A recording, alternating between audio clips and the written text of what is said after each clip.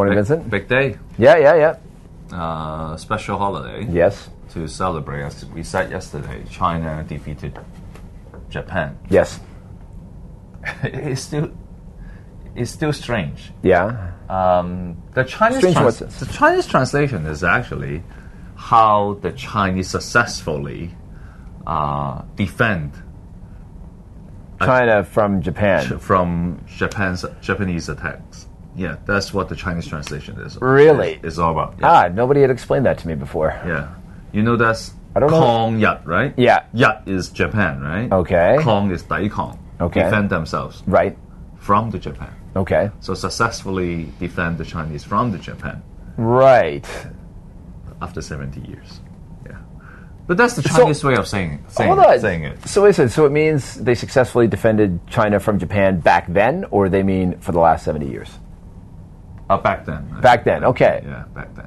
They weren't all that successful at it, though, were they? I mean, didn't the whole country get taken over? Well, at the end of the day, not the whole country, of course, but at the end of the day, is what parts of the country didn't get taken over?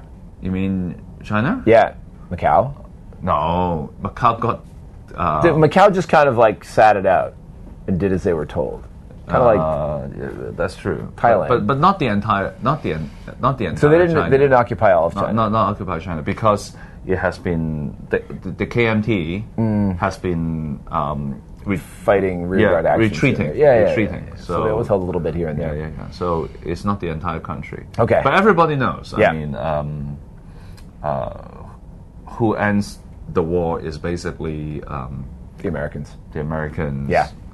Actually, the 2 atomic bombs and well, yeah, and to seal the deal. Seal the deal. Like apparently the writing was on the wall at that point, but the Japan cabinet knows that they have to give it up, but the military didn't want to do it at that time.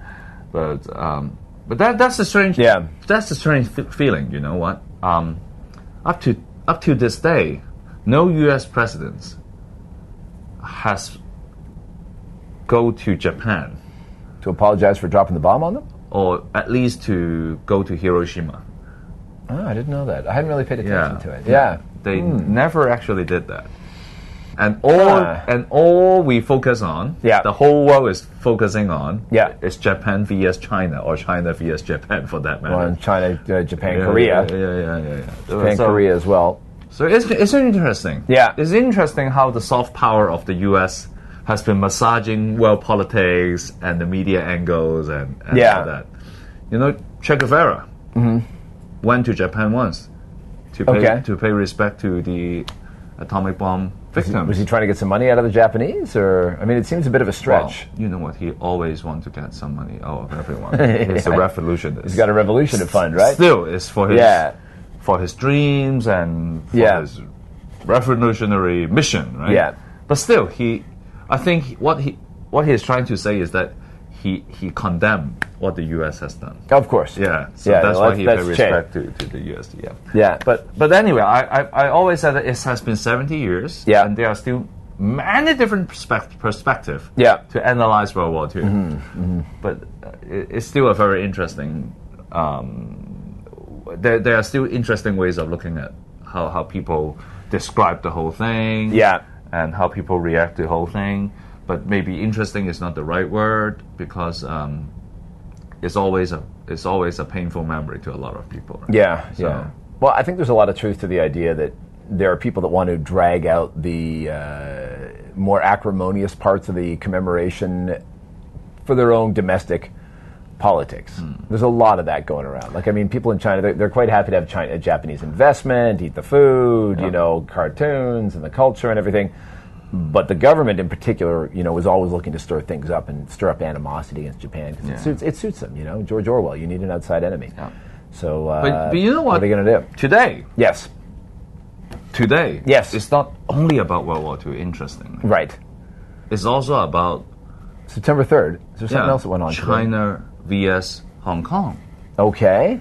Yeah. Is there a China-Hong Kong Day? No. Is there a note in history? There's a football match in Shenzhen. Tonight. Yes. It'd be interesting to see how that goes. Well, it's in China, so I don't think the Hong Kong fans aren't going to be that badly behaved up there.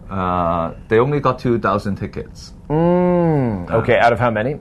I don't know, but it's a really big stadium. Yeah, but so China, we are maybe 10%.